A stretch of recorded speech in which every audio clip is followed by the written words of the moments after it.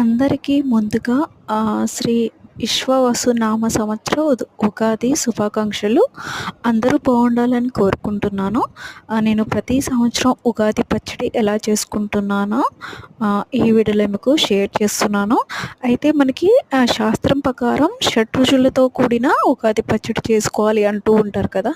అందులో మామిడికాయలు, అలాగే చింతపండు, బెల్లము, ఇంకా వేప పువ్వులు, అలాగే మనకి కారానికి బదులు ఇక్కడ నేను మిరియాలు వాడుతున్నాను. అలాగే ఉప్పుకి బదులు నేను ఉప్పు వేయట్లేదు, ఇక్కడ కొంచెం నెయ్యి వేసుకుంటున్నాను చప్పదనం లేకుండా.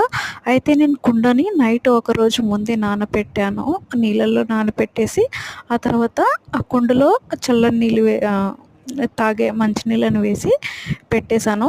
పొద్దునకల్లా చల్లగా అయిపోతుంది. ఆ తర్వాత అందులో ఆల్రెడీ నేను కొంచెం నీళ్ళను వేసుకున్నాను. అందులో ఫస్ట్ బెల్లము, మామిడికాయ ముక్కలు, అలాగే నేను మిరియాలు పొడి చేసి వేసుకుంటున్నాను కారంగా. ఆ తర్వాత వేప పువ్వులు ఈసారి ఎక్కువ దొరకలేదు, కొన్ని వచ్చాయి, ఒక 10 దాకా. చేదు కోసం ఏదైనా తినాలి కాబట్టి వేప ఆకులు సన్నగా లేతవి కట్ చేసినవి. ఆ తర్వాత చింతపండు రసం,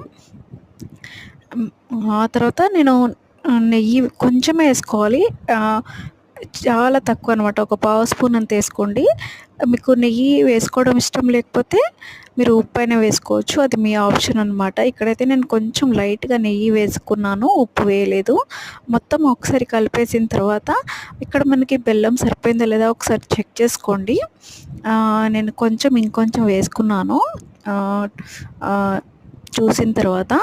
అదైతే మనకి శాస్త్రం ప్రకారం అది 6 రకాల రుచులతో చేసుకుంటాము. ఇక్కడ మనకి కావాలంటే ఇంకా అరటిపండ్లు, గ్రేప్స్, ఇంకా సోంపు, ఇంకా పుచ్చకాయలు, లేకపోతే దానిమ్మకాయలు, ఇంకా ఏ రకమైన ఫ్రూట్స్ దొరికితే అవి మనం దీంట్లో యాడ్ చేసుకోవచ్చు, యాపిల్స్ అయినా కూడా.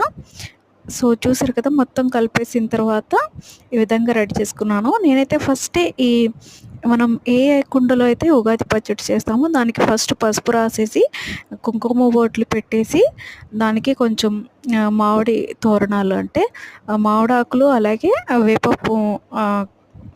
ఆకులతోని తోరణం కట్టేశాను. ఆ తర్వాత ఒక కంకణం కూడా కట్టాను, అది మామిడికాయ ఆకుతోని. సో ఇంతేనండి, ఉగాది పచ్చడి రెడీ అయిపోయింది. దాని తర్వాత బొబ్బట్లు కూడా చేశాను. సో మీరు కూడా నెక్స్ట్ టైం ఎలా చేసుకుంటారో కామెంట్ చేయండి, ఈసారి ఎలా చేశారో కామెంట్ చేయండి. Thanks for watching.